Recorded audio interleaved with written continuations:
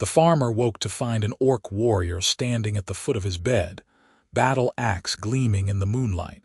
And for the first time in 3 weeks, he finally gathered the courage to ask why. Isaac Kendrick had noticed her presence long before that night. The first time was 21 days ago when he'd rolled over in his sleep and caught a glimpse of a massive silhouette through his window, framed against the stars. His heart had nearly stopped. He'd lain there frozen, certain death had come for him at last, but nothing happened. The figure simply stood there, unmoving, until dawn began to break and she vanished like smoke. The second night, Isaac had been ready. He'd kept a knife under his pillow and positioned himself so he could see the window without appearing awake. Sure enough, around midnight the figure appeared again. This time the moon was fuller and he could make out more details. Green skin, broad shoulders, the unmistakable bulk of orcish armor. His breath had caught, but still she did nothing except stand watch. When morning came, she was gone. By the fifth night, Isaac's terror had transformed into something else entirely. Confusion, curiosity. He'd started leaving his shutters open deliberately, and once he'd even stood at the window before bed, looking out into the darkness where he knew she must be approaching. He'd seen nothing, but he felt watched. Protected somehow, though that made no sense whatsoever. Orcs didn't protect humans. Everyone knew that. The war had ended only 2 years ago, and the border between human settlements and orc territories remained tense and dangerous. Orcs who ventured into human lands were usually scouts or raiders. Humans who crossed into orc territory rarely returned. The idea that an orc would stand guard over a human farmer was absurd. Yet here she was, night after night, a silent sentinel in the darkness. Isaac's farm sat at the edge of the frontier, where the cultivated fields gave way to wild forest. It was good land, fertile and well-watered, but isolated. His nearest neighbor was 3 miles away. When he'd bought the property 18 months ago, everyone had warned him about the dangers. Bandits, wild animals, orcs. He'd purchased it anyway because the price was right and because after 10 years as a soldier, he'd wanted nothing more than peace and solitude. The irony wasn't lost on him that the greatest mystery in his new quiet life involved the very creatures he'd fought against during the war. On the 21st night, Isaac made his decision. He'd survived cavalry charges and siege warfare. He'd stared down enemy soldiers and made impossible choices. He could damn well ask one orc woman why she was standing guard over his sleep. He waited until he sensed her presence, that peculiar shift in the air that he'd come to recognize. Then he sat up in bed and spoke clearly into the darkness. "I know you're there. I've known for weeks. Why are you doing this?" Silence answered him. For a long moment, Isaac wondered if he'd imagined everything. Then he heard the soft crunch of boots on grass and the figure moved closer to his window, into the moonlight. She was magnificent and terrifying in equal measure. Easily 6.5 feet tall, with broad shoulders and arms corded with muscle. Her skin was a deep green, darker in the shadows, luminous where the moon touched it. She wore leather armor, well-maintained but showing signs of hard use, and carried a battle axe that looked like it could split a man in half. Her black hair was pulled back in a practical braid, and when she turned her face toward his window, he saw the tusks that jutted up from her lower jaw, small but wickedly sharp. But it was her eyes that caught him. Dark and intelligent and filled with something he couldn't quite name. Sadness, perhaps, or determination. "You should be asleep," she said. Her voice was deeper than a human woman's, with a rough quality that suggested she didn't speak often. But her words were clear, her accent only slightly unfamiliar.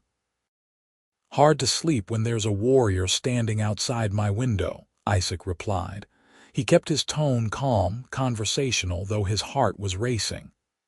"I'm Isaac Kendrick, and you are—" She hesitated, and he could see the conflict on her face. Finally, she answered. "Grokha." "Grokha," he repeated, testing the name. "Why are you here, Grokha? Why do you stand guard every night?"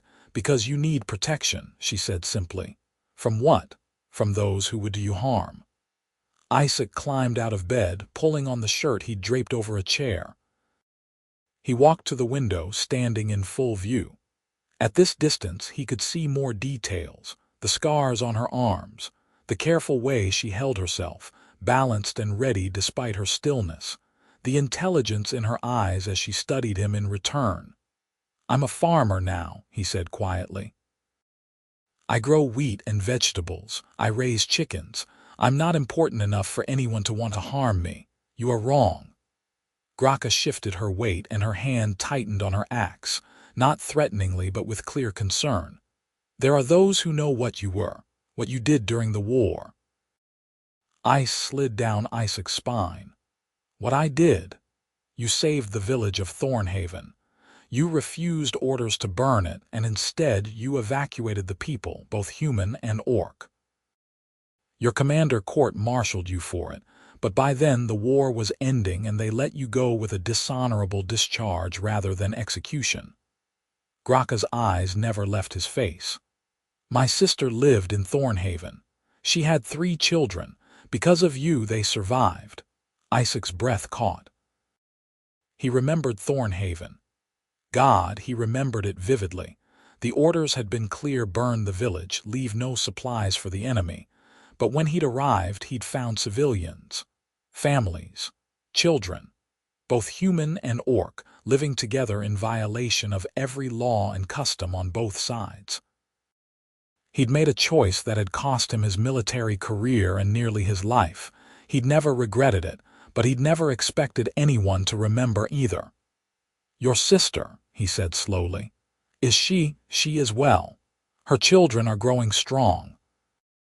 Grokha paused, then added with what might have been the faintest hint of humor, "They are terrible at sitting still, but that is the way of younglings."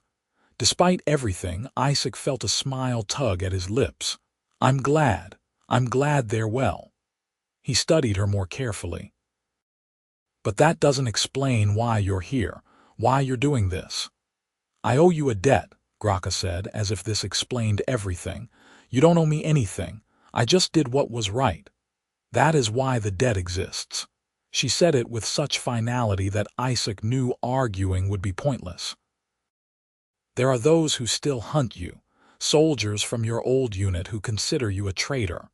Orc clans who do not know what you did, only that you are human and alone. You need protection, and I am here to provide it." "How long?" Isaac asked. "How long do you plan to do this?"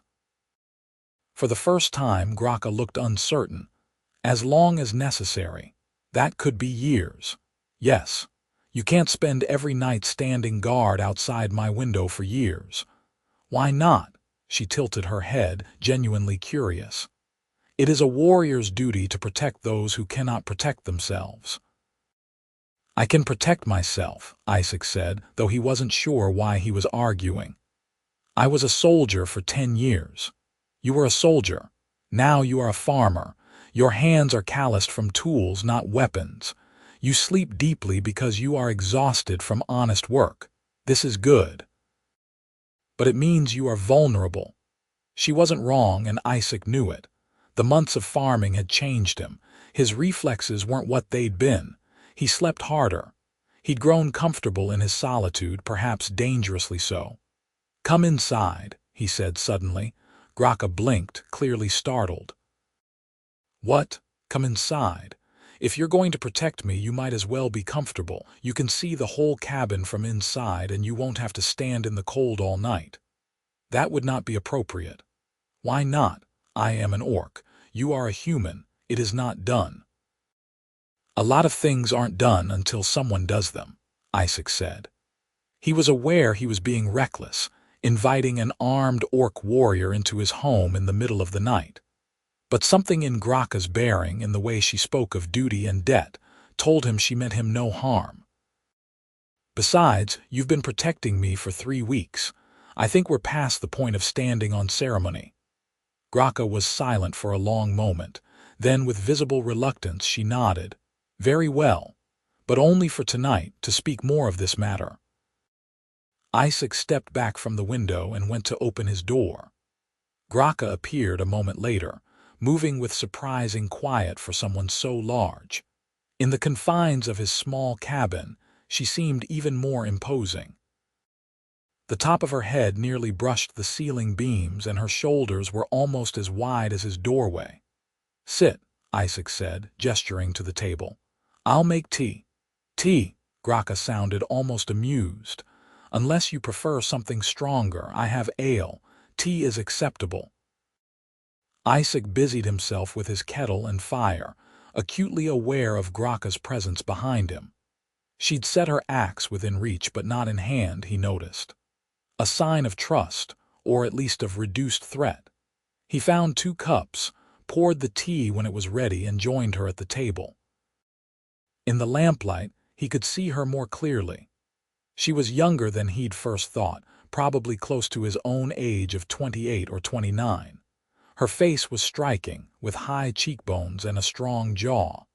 The tusks, which would have seemed frightening in battle, somehow suited her features. Her eyes were a deep brown, warm despite their intensity. "This is strange," Grokha said after taking a sip of tea. "What is?" "Sitting with a human, drinking tea, speaking as though we are not enemies." "We're not enemies," Isaac said quietly. "The war is over." "The war may be over, but the hatred is not, on both sides." Grokha set down her cup carefully, as if afraid her strength might break it. "My clan cast me out when they learned I was coming here."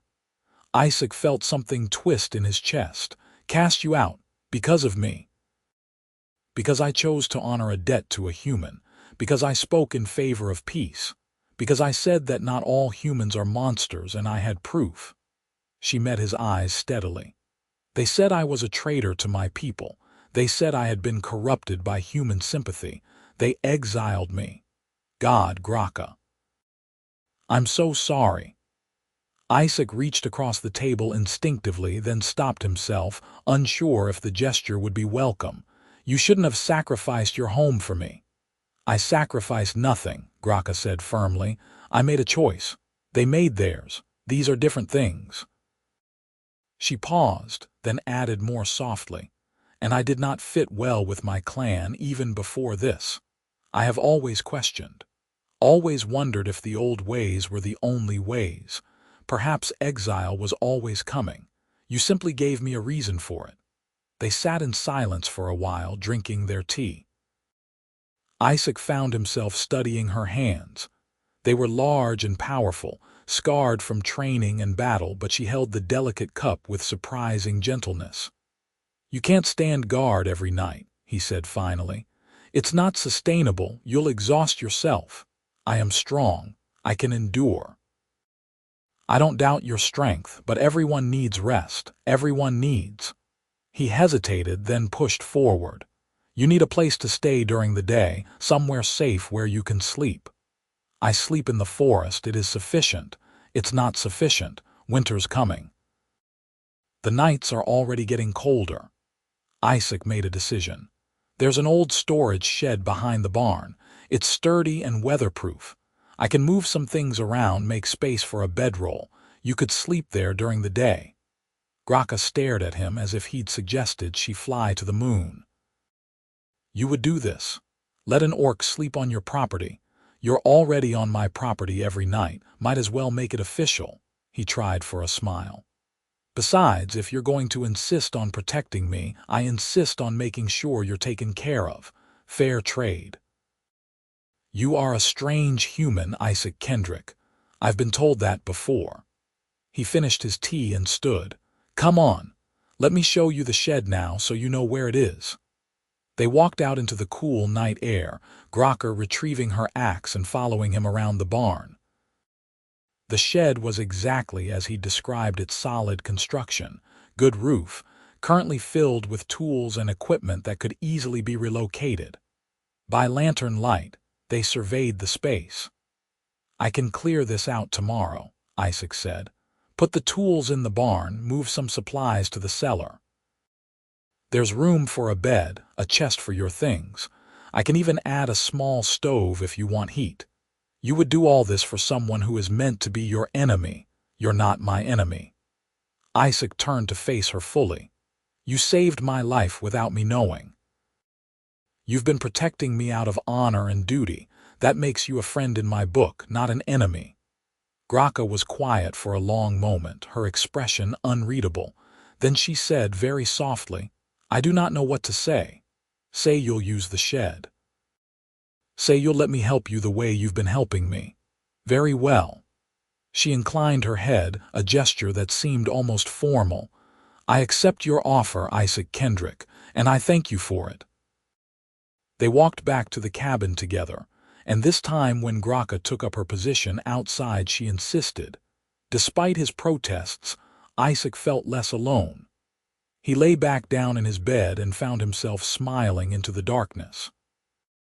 The next morning he woke with the sun and immediately set to work clearing the shed. It took most of the day, but by evening he'd transformed the space into something livable. A solid cot with a sturdy frame that could support an orc's weight, a chest for belongings, a small table and chair. He'd even hung a lantern and laid out several thick blankets. When dusk fell and Grokha emerged from the forest where she'd apparently been resting, he led her to the shed with a certain amount of pride. "It is too much," she said, but he could see the wonder in her eyes as she took in the space. "It's enough," he corrected. "You'll need to tell me if there's anything else you require. You have given me more than I expected, more than I deserve. Everyone deserves a safe place to sleep, Grokha." That night the pattern changed. Instead of standing outside his window, Grokha patrolled the perimeter of his property, checking for threats and maintaining her vigil. But she did so knowing that come morning, she would have a place to rest. And Isaac slept more soundly than he had in weeks, knowing she was there. The arrangement continued as autumn deepened into winter. During the day, Grokha slept in the shed and Isaac worked his farm. In the evenings, they fell into an unexpected routine. Isaac would prepare dinner, and Grokha would join him. At first she'd protested this too, but he'd pointed out that she needed to eat and he was cooking anyway, so she might as well sit at his table. Those dinners became the highlight of Isaac's days. They talked about everything and nothing. Grokha told him about orc culture, the clan structure, the warrior traditions.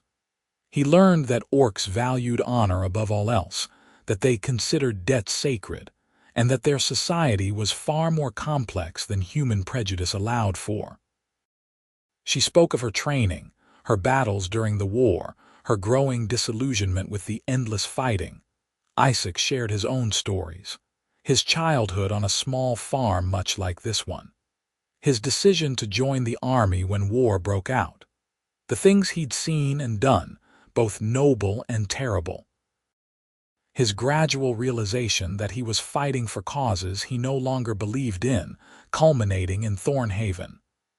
"I should have refused orders before that," he admitted one night over stew.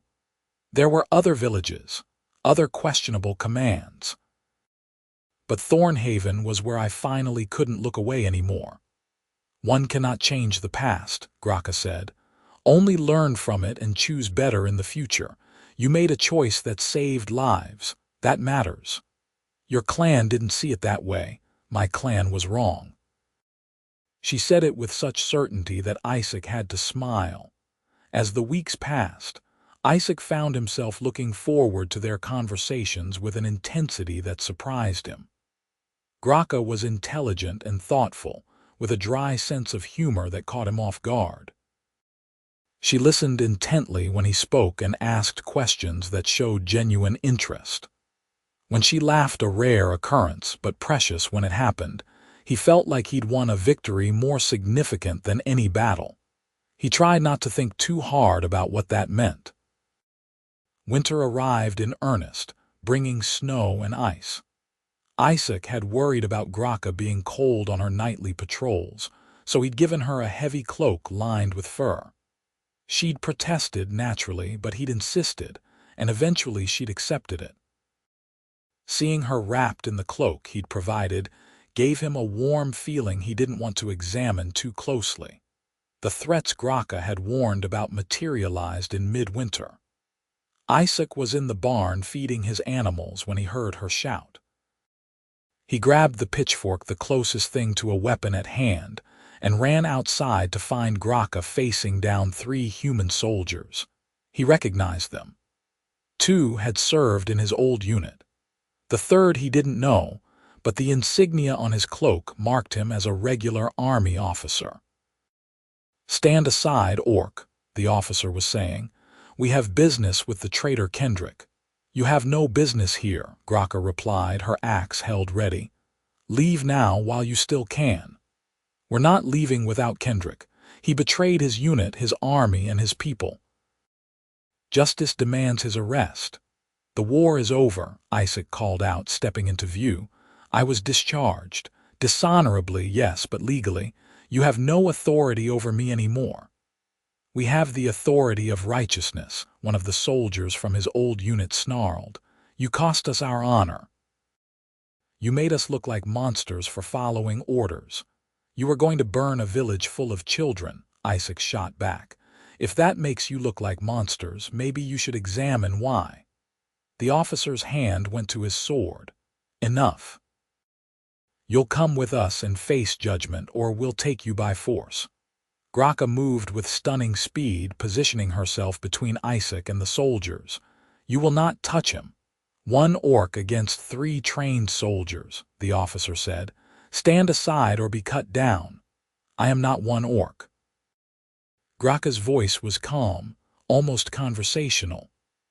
"I am Grokha, daughter of warlord Thrak, trained in combat since I could walk.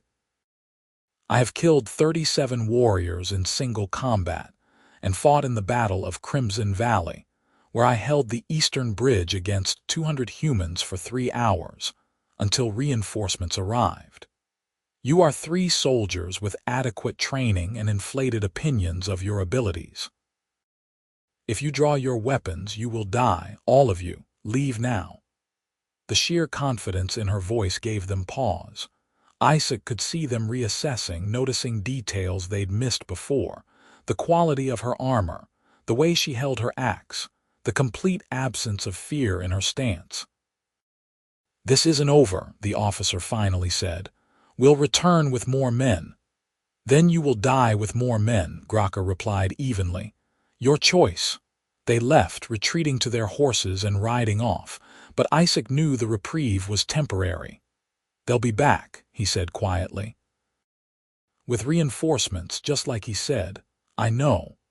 Grokha lowered her axe but didn't relax. "We should prepare." "We?" Isaac looked at her sharply. "Grokha, you don't have to." "Yes, I do." She met his eyes, and something in her gaze made his breath catch. "This is not just about dead anymore, Isaac. This is about doing what is right. They are wrong to hunt you. I will not let them take you." They spent the rest of the day preparing. Isaac had weapons from his military days, stored away but still functional. He cleaned and sharpened them, feeling the old familiar weight in his hands. Grokha checked the perimeter, identifying defensive positions and potential approaches. That night, neither of them slept. They sat in Isaac's cabin, weapons at hand, watching the darkness. "If they come with enough men, we can't win," Isaac said quietly. "You know that. Numbers are not everything. They matter, though. Grokha, if it comes to that, if we can't hold them off, I want you to leave. Save yourself." She turned to look at him, and in the firelight her face was fierce and beautiful. "No, you've done enough. More than enough. You don't owe me. This is not about debt." She said it with such intensity that Isaac fell silent. "This is about choice. My choice. I choose to stand with you, Isaac Kendrick. I choose to fight for you. Not because I owe you, but because I want to. Because you are worth fighting for. Do you understand?" Isaac's heart was hammering in his chest. "I understand," he said softly, "and for what it's worth, I'd make the same choice. If it were you they were threatening, I'd stand with you too." Something passed between them in that moment, unspoken but profound. Grokha held his gaze for a long moment, then nodded once. "Then we fight together, whatever comes." The attack came 2 days later at dawn. 8 soldiers this time, including the original 3. They approached on horseback, armed and armored, clearly meaning business. Isaac and Grokha met them in the yard between the cabin and barn, standing side by side. "Final chance, Kendrick," the officer called. "Surrender now and we'll make your trial quick." "I'm not going anywhere," Isaac replied. "And neither is she. You want me, you'll have to go through both of us." The officer gave a signal and the soldiers dismounted, forming a line. They advanced slowly, weapons drawn. What followed was brutal and chaotic. Isaac had forgotten the visceral terror of real combat, the way time seemed to compress and expand simultaneously. He fought with sword and shield, trying to guard Grokha's left flank while she wielded her axe with devastating efficiency on the right. She was magnificent. Every story she'd told, every warrior tradition she'd described, he saw it all embodied in how she moved. She was faster than anyone her size had a right to be, stronger than any human could match, and absolutely fearless. She fought like a force of nature, unstoppable and terrible, but they were outnumbered and the soldiers were determined. Isaac took a sword thrust to his shoulder that sent fire down his arm. He heard Grokha grunt as a blade found a gap in her armor. They were being pressed back toward the cabin, losing ground, and then, impossibly, the tide turned. 2 of the soldiers went down screaming, arrows in their chests. Isaac risked a glance toward the tree line and saw figures emerging from the forest. Orcs, 5 of them, armed with bows and blades. "Grokha," one of them called. "We stand with you." The arrival of reinforcements broke the soldiers' momentum. Suddenly, they were outnumbered instead of the other way around. The officer tried to rally them, but it was too late. 3 of his men were down, 2 more were fleeing, and the orcs were advancing with grim determination. "Retreat!" the officer finally shouted, and the remaining soldiers scattered. In the sudden silence, Isaac lowered his sword and pressed a hand to his bleeding shoulder. Grokha was beside him instantly, her face creased with concern. "How bad?" she demanded. "I've had worse. You're bleeding too." "It is nothing. A scratch." The 5 orcs approached cautiously. Isaac tensed, unsure what to expect, but Grokha stepped forward. "Marga," she said to the lead orc, a woman nearly as tall as Grokha herself. "You should not be here. If the clan learns, the clan can go rot," Marga said bluntly. She looked at Isaac with curious eyes. "So you are the human who saved Thornhaven?" "I am," Isaac confirmed, wondering where this was going. "My daughter lived there. She had a child not yet walking. They both survived because of you." Marga's expression softened. "When word reached us that Grokha had been exiled for honoring a debt to you, some of us began to question. When we heard she was fighting to protect you, we decided to see for ourselves what manner of human could inspire such loyalty." "And?" Isaac asked. "And we see now why she chose as she did." Marga glanced at Grokha. "The clan may have exiled you, but you are not alone. We 5 have chosen to stand with you, if you will have us." Grokha's expression was a complicated mix of emotions, relief, gratitude, and something that looked like hope. "You would exile yourselves for this. We would exile ourselves for what is right," another of the orcs said. "The war is over. The old hatreds serve no purpose. If peace is to come, someone must be brave enough to reach for it first." Isaac found his voice. "If you're willing to help, there's plenty of land here, enough for several homesteads. I could use neighbors who aren't trying to arrest me." The orcs exchanged glances. You would share your land with us, Marga asked carefully. I'd share it with friends, Isaac corrected. And anyone who shows up to save my life qualifies as a friend in my book. What followed was a blur. Marga helped treat Isaac's shoulder wound while Grokha saw to the other injuries. The orcs dragged the dead soldiers to the road as a message, and a warning to anyone else who might have ideas about attacking Isaac's farm. They talked strategy and plans, discussing how to fortify the area and what to do if more soldiers came.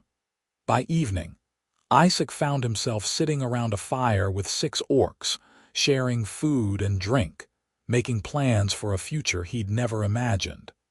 It felt surreal and right in equal measure. Later, after the others had settled in the barn for the night, they'd refused to leave until they were certain no more soldiers were coming. Isaac found Grokha standing at the edge of his property, looking out at the dark forest. "Thank you," he said quietly, joining her. "For everything. For standing with me, for fighting for me." "You do not need to thank me," Grokha replied, but her voice was softer than usual. "Yes, I do. You risked your life. Your friends risked theirs, all for me, not just for you." She turned to face him, and in the moonlight her eyes were dark and deep. "For the idea of you, for what you represent, for the possibility that maybe, just maybe, humans and orcs do not have to be enemies forever." "I'd like that," Isaac said. "A world where we're not enemies, where we can be neighbors, friends." He hesitated, then added more quietly, "Maybe more than friends." Grokha went very still. "What are you saying?" Isaac knew he was stepping onto dangerous ground, but he'd charged into battle that morning and survived. He could be brave about this too. "I'm saying that somewhere over the past few months, you've become the most important person in my life. I'm saying that I look forward to our dinners more than anything else. I'm saying that when you laugh, it's the best sound I've ever heard. I'm saying that I care about you, Grokha. Not as someone I owe or someone who owes me, just as you." For a long moment she didn't respond. Then she said very softly, "We are different species. It is forbidden, on both sides. A lot of things are forbidden until people decide they shouldn't be.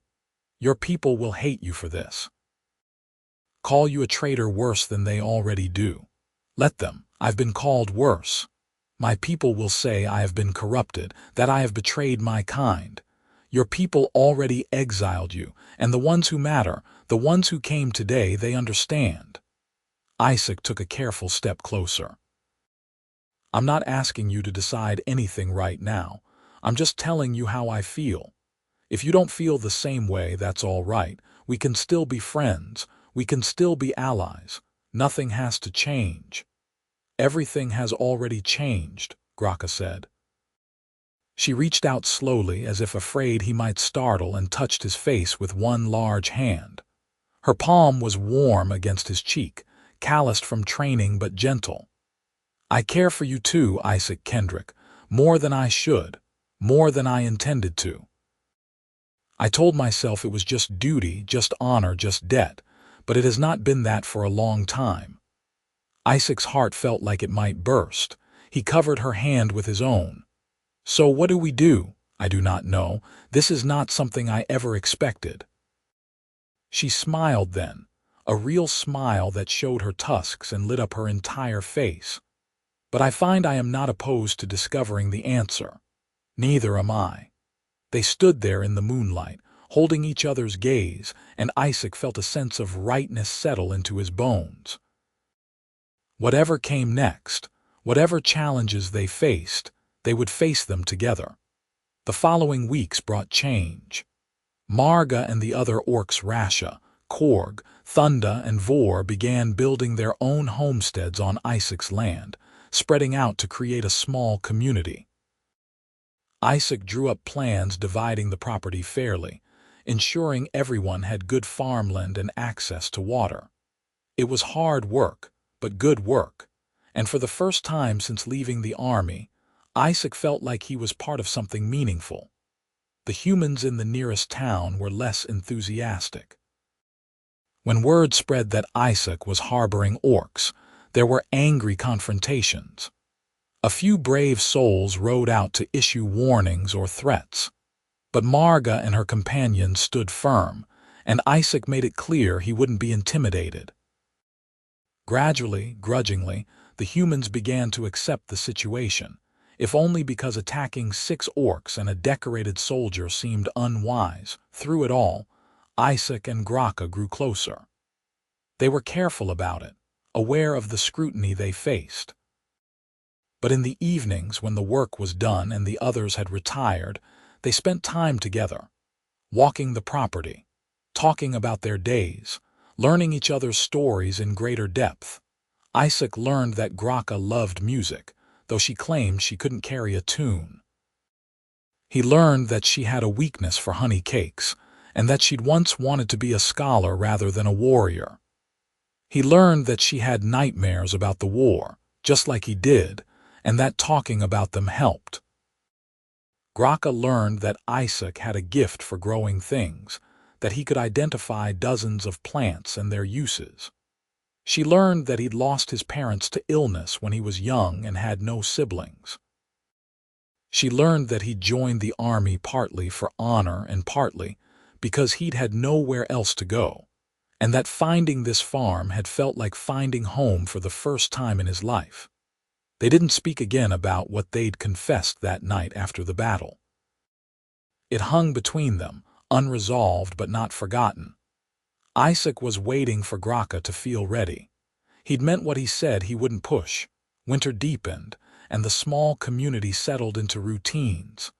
They helped each other with heavy work, shared meals, and kept watch together. Korg turned out to be an exceptional hunter, keeping them supplied with game. Thunda had a talent for smithing and set up a small forge. Rasha was skilled at healing and tended to injuries human and orc alike. They were becoming a real community, bound together by necessity and, increasingly, genuine friendship. Isaac noticed how the others looked at him and Grokha, the knowing glances and small smiles. Marga, in particular, seemed amused by the whole situation. When he finally asked her about it, she laughed. "We all know," she said bluntly. "The way you two look at each other, the way she watches you when she thinks no one is watching, the way you smile like a fool whenever she enters a room, it is obvious." Isaac felt his face heat. That obvious. That obvious. Marga's expression softened. "For what it is worth, I approve. Grokha deserves happiness. She has spent her life serving others, honoring duties and obligations. She deserves something for herself. And you are a good man, Isaac Kendrick. You make her happy. That is what matters." Her clan won't see it that way. Her clan exiled her. Their opinion no longer matters. Marga crossed her arms. "The question is, what are you going to do about it?" "What do you mean?" "I mean that you both dance around this thing between you. You care for each other. You have fought for each other. What are you waiting for?" Isaac didn't have a good answer. Fear, maybe. Fear of ruining what they had. Fear of forcing Grokha into a choice she wasn't ready to make. Fear of the unknown, but Marga's words stayed with him. The turning point came on a clear winter evening. Isaac had been chopping wood when the axe slipped and bit deep into his leg. The pain was immediate and intense, and blood started flowing faster than he'd expected. He shouted for help, and within seconds Grokha was there. She took one look at the wound and went pale under her green skin. "Inside. Now." She half carried him to the cabin, shouting for Rasha. The next hour was a blur of pain as Rasha cleaned and stitched the wound, warning him sternly about being more careful. But what Isaac remembered most clearly was Grokha's hand gripping his, her face tight with worry, her presence steady beside him. When Rasha finally declared him patched up and left with instructions for care, Grokha stayed. She helped Isaac to his bed, got him water, made sure he was comfortable. And then she sat beside him and put her face in her hands. "Hey," Isaac said softly, reaching for her. "I'm okay. It looks worse than it is. You could have been killed." Her voice was muffled by her hands, thick with emotion. "A deeper cut, a wrong angle, and you would have bled out before anyone reached you. But I didn't. I'm fine. This time." She lifted her head, and Isaac was shocked to see tears on her face. He'd never seen her cry. "This time you were lucky, but what about next time? What about when I am not close enough, or when I am looking the wrong way, or when—" She broke off, struggling for control. "Grokha." Isaac sat up despite the protest from his leg and took both her hands in his. "Look at me. I'm okay. I cannot lose you." The words burst out of her, raw and honest. "I cannot. I have lost so much already. My clan, my home, my place in the world. You are what I have left. You are what I choose to have. And the thought of losing you—" She shook her head, unable to finish. Isaac's heart ached at the pain in her voice. "You're not going to lose me. You cannot promise that." "No," he admitted. "I can't. None of us can promise that. Life is uncertain and dangerous. But that's exactly why we have to hold on to what matters while we can." He squeezed her hands gently. "You matter to me, Grokha, more than anything. And if today proved anything, it's that we shouldn't waste time being afraid of what might happen. We should embrace what we have right now." Grokha was silent for a long moment, her eyes searching his face. Then, slowly, carefully, she leaned forward and pressed her forehead against his. It was an orcish gesture he'd learned, intimate and trusting. He closed his eyes and breathed in her presence, feeling the warmth of her skin against his. "I love you," she whispered. "I did not plan to, I did not want to, but I do." "I love you too," Isaac whispered back. "I have for a while now." When she pulled back, there was a question in her eyes. Isaac answered it by leaning in and kissing her. It was awkward at first. Their mouths were shaped differently. Her tusks required navigation, but it was also perfect. She tasted like the tea they'd shared earlier, and something uniquely her. When they finally broke apart, they were both breathless. "This will not be easy," Grokha said quietly. "People will hate us for this, call us traitors and worse. I know. Your life would be simpler without me. My life would be emptier without you. I don't want simple, I want you." She smiled then, and it was like watching the sun rise. "Then you have me, Isaac Kendrick, for as long as you want me." "That's going to be a very long time," he promised. They sat together in comfortable silence, hands intertwined, until Isaac's leg began to throb and Grokha insisted he rest. She stayed with him, though, keeping watch as she had from the beginning. Only now it was different. Now there was no distance between them, no unspoken words. Now they were together truly, and that made everything else bearable. The rest of the community reacted to the news with varying degrees of amusement and approval. Marga declared she'd known all along, and demanded to know when they'd stopped being fools about it.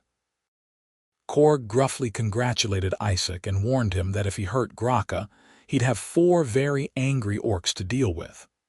Rasha smiled and said something about love finding a way. Thunda and Vor just nodded, unsurprised. Isaac's leg healed over the following weeks, and he returned to his routines. But now those routines included Grokha not just as a guardian or friend, but as a partner. She moved her things from the shed to the cabin, and they navigated the strange new territory of sharing space as a couple. There were adjustments. Grokha had to duck under doorways, and Isaac had to get used to someone larger and stronger helping with tasks, but they made it work. They were careful about public displays of affection, aware that the world wasn't ready for what they represented. But in private, they were tender with each other. Grokha would rest her head on Isaac's shoulder while they watched the fire. Isaac would trace the scars on her arms and listen to the stories behind them. They learned each other's bodies slowly, with patience and care and laughter at the awkward moments. Spring came, bringing with it new life and new challenges. Word had spread about the mixed settlement on Isaac's land, and they began receiving visitors. Some were curious, some were hostile. But a precious few, were interested. A human family showed up in early spring, refugees from a town that had burned down. Isaac offered them land and help rebuilding. They accepted gratefully, and suddenly the community had its first human members besides Isaac himself. An elderly orc couple arrived a few weeks later, seeking asylum after their own clan had fractured over post-war disagreements. Marga welcomed them warmly, and they settled in with quiet dignity. By summer, the small settlement had grown to nearly 20 individuals, mixed human and orc, all committed to making this experiment in coexistence work. They built houses and barns, planted crops and raised animals. They shared skills and labor, human and orc working side by side. It wasn't always easy. Old prejudices died hard, but they were trying, and that mattered. Isaac and Grokha became the de facto leaders of this strange new community, though neither had sought the role. People came to them with disputes and questions. They mediated arguments and made decisions about land use and resource allocation. It was exhausting and rewarding in equal measure. Through it all, their relationship deepened. They learned to fight productively, to communicate clearly, to support each other through stress and frustration. They learned each other's love languages, Isaac's desire to provide and care for others, Grokha's need to protect and serve. They learned to balance their differences and celebrate their similarities. On a warm summer evening, as they walked the borders of their growing settlement, Isaac stopped at a high point that overlooked the valley. The sun was setting, painting the sky in shades of gold and rose.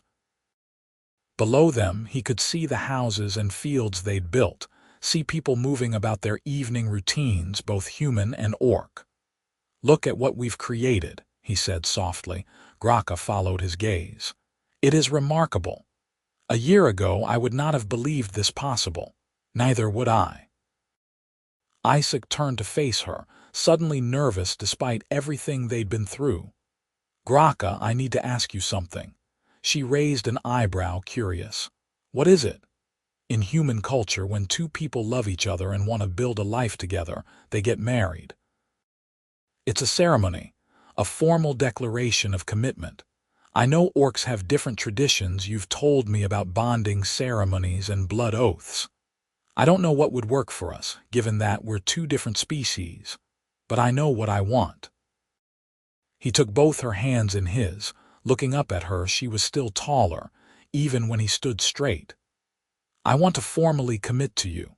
I want everyone to know that we're together, that we're building a life as partners. I want to wake up every morning knowing that we've chosen each other, officially and publicly. So I'm asking, will you marry me? Or bond with me? Or whatever version of that makes sense for us?" Grokha's eyes were wide, her expression a mix of shock and joy and something that might have been fear. "Isaac, are you certain? Marriage is forever. Bonding is permanent. This is not a decision to make lightly." "I've never been more certain of anything in my life," Isaac said firmly. "I love you. I want to spend my life with you. However we define that, whatever form it takes, I want it. Your people will never accept you if you do this. Marrying an orc will make you an outcast forever. I'm already an outcast, and the people who matter, the people here in this settlement, they'll understand. They'll celebrate with us." He squeezed her hands gently. "Besides, my people's approval has never been something I prioritized. You know that. My clan has already disowned me. An official bonding will ensure I can never return. You said yourself they can go rot. This is your clan now. Here. With me and Marga and everyone else who's chosen to build something new." Isaac's voice softened. "I'm not asking you to give anything up, Grokha. I'm asking you to choose what you already have, to make it official, to declare it to the world." For a long moment, she simply looked at him. Then slowly, a smile spread across her face, the most beautiful smile he'd ever seen. Yes, she said simply.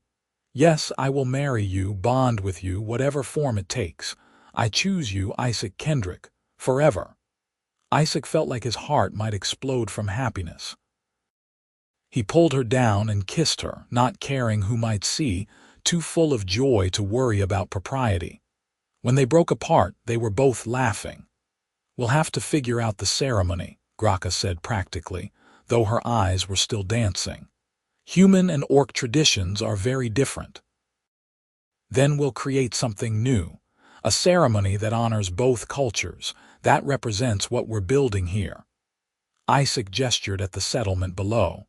A bridge between two peoples, a new tradition for a new world. I like that. Grokha leaned her head against his, that intimate gesture they'd made their own. When should we do this? As soon as possible. I don't want to wait. Eager, are you? Absolutely. I've waited long enough to find you. I'm not waiting any longer than necessary to make it official. They spent the walk back to their cabin planning, ideas flowing freely.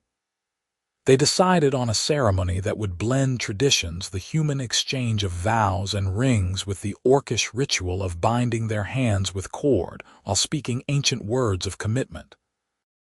They'd invite everyone in the settlement and make it a celebration of not just their love, but of everything their community represented. When they told the others, the reaction was overwhelmingly positive. Marga laughed and declared she'd been waiting for this. Rasha immediately started planning the feast.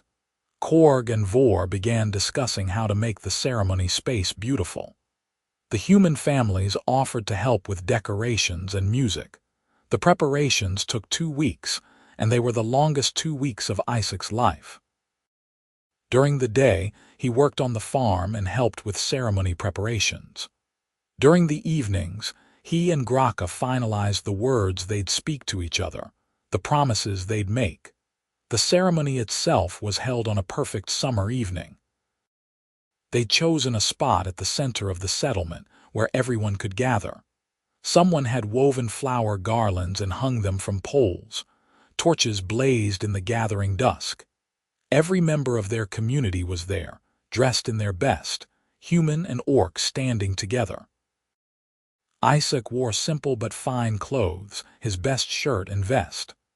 Grokha wore traditional orcish ceremony armor, polished until it gleamed, with a cloak of deep blue that made her skin seem to glow. She was breathtaking. Marga officiated, speaking words in both common tongue and orcish. She talked about courage and choice, about building bridges and creating new traditions. She spoke of love that transcends boundaries and the power of two people choosing each other, despite the world's disapproval. Then it was time for vows. Isaac went first, his voice strong despite his nervousness. Grokha, when you first appeared outside my window, I thought you were there to kill me. Instead, you protected me. You stood guard when I was vulnerable. You fought for me when I was threatened. You chose honor over comfort, duty over safety. And then, somehow, you chose me. Not because you had to, not because of debt or obligation, but because you wanted to. That choice changed my life. It showed me that the world could be different than I'd been taught. That love doesn't recognize the boundaries we try to put on it. I promise to honor that choice every day. I promise to stand with you as you've stood with me.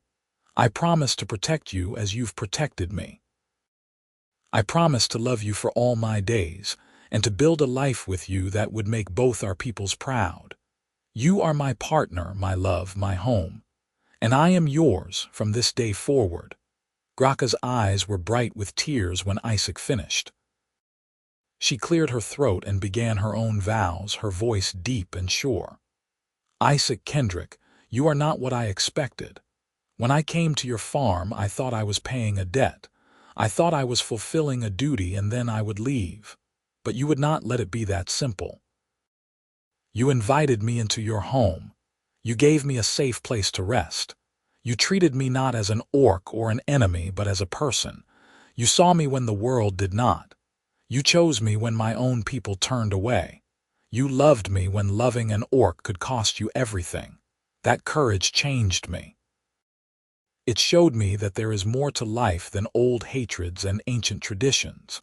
I promise to honor your courage with my own. I promise to stand beside you, not just as your protector but as your partner. I promise to love you fiercely and gently with all that I am. I promise to build this new world with you, one day at a time. You are my choice, my heart, my home, and I am yours from this day until my last.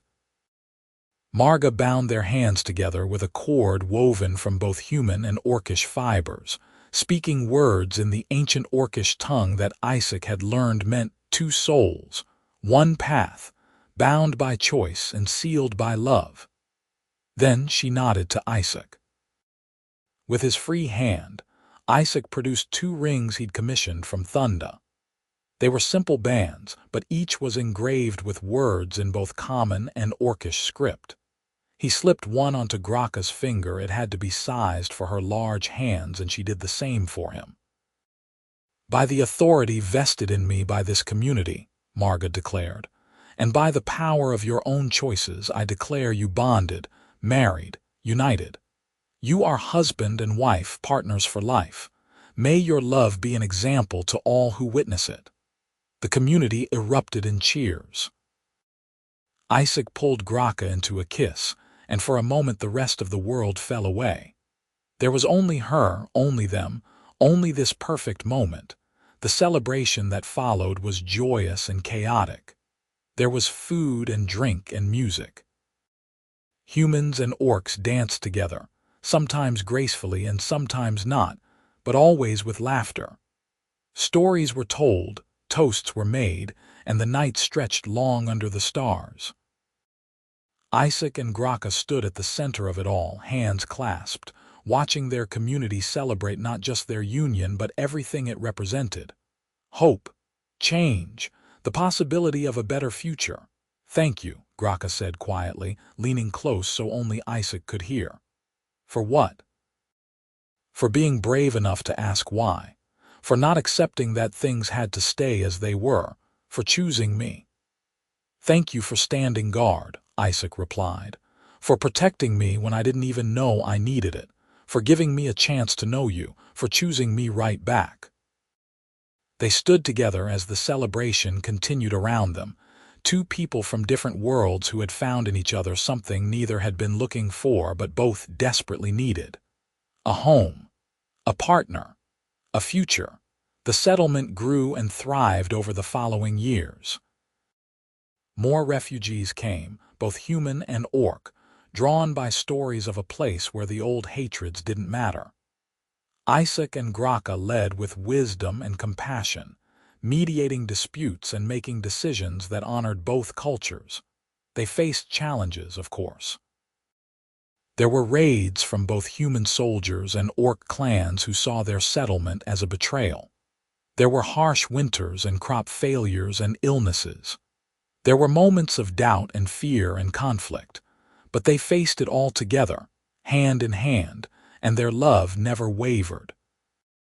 In the 3rd year, Grokha gave birth to their first child, a daughter with green-tinged skin and her father's eyes. She was the first of her kind, neither fully human nor fully orc, but something new and beautiful. They named her Unity, and she became the symbol of everything they'd built. More children followed in other families throughout the settlement. Human-orc pairings became common, accepted, celebrated. The children grew up knowing both languages, both cultures, both traditions. They were the bridge generation, the ones who would carry this new way of living into the future. Isaac and Grokha grew older together, watching their settlement become a town, then a small city. They saw their daughter grow into a wise and compassionate leader. They saw the ideas they'd started spread to other communities, saw walls between humans and orcs begin to crumble across the land. On warm summer evenings, they would walk to that same high point where Isaac had proposed and look down at everything they'd built. The houses and farms, the mixed families, the children playing together without knowing they were supposed to be enemies. You ever regret it? Isaac asked once when they were both gray-haired and weathered. Choosing me. Giving up your clan, your old life, Grokha laughed, the same warm laugh that had captivated him decades ago. Not for a single moment. You are the best choice I ever made, Isaac Kendrick. And I would make it again, 1,000 times over. Even though it was hard, even with all the challenges we faced, especially because it was hard, the best things in life are worth fighting for. You taught me that. She took his hand, her grip still strong despite the years. Besides, I did not give up my old life. I created a new one, a better one. With you. They stood together as the sun set, two souls who had found each other against impossible odds and built something beautiful from their love. The world had tried to keep them apart, had said they were too different, too incompatible, too forbidden. But they had chosen each other anyway, and in that choice, they had changed the world. And as night fell and they walked home together, past houses filled with mixed families and children who knew no hatred, Isaac reflected that every story had a beginning. His had started with a question asked in the darkness. Why do you stand guard over me? The answer, he knew now, was simple. Love, duty, honor, the choice to be better than the world expected, the courage to reach across divides and find common ground. And as Grokha's hand squeezed his, as their daughter's children ran laughing through the streets they'd built, Isaac knew that asking that question why had been the beginning of everything good in his life. Sometimes the bravest thing you could do was simply ask why. And sometimes, if you were very lucky, the answer would change your life forever. They reached their home, the same cabin where it had all begun, expanded and improved over the years but still fundamentally the same, and went inside together. The door closed behind them, shutting out the world and enclosing them in warmth and safety and love. And if, somewhere in the distance, a young orc warrior stood guard over a human she'd sworn to protect, and if that human was gathering the courage to ask her why, well, that was a story for another time. The seeds Isaac and Grokha had planted were growing, spreading, taking root in hearts across the land. The night was peaceful, the settlement was safe, and two people who had chosen each other against all odds rested in each other's arms, content in the knowledge that their love had built something eternal. A legacy. A new world. A future where human and orc children played together, learned together, grew together. Where every night, somewhere, someone stood guard not out of hatred or fear but out of love. And where, eventually, someone would always be brave enough to ask why. And in that question, find the answer that changed everything. The end came not with fanfare but with quiet contentment, as all the best endings do.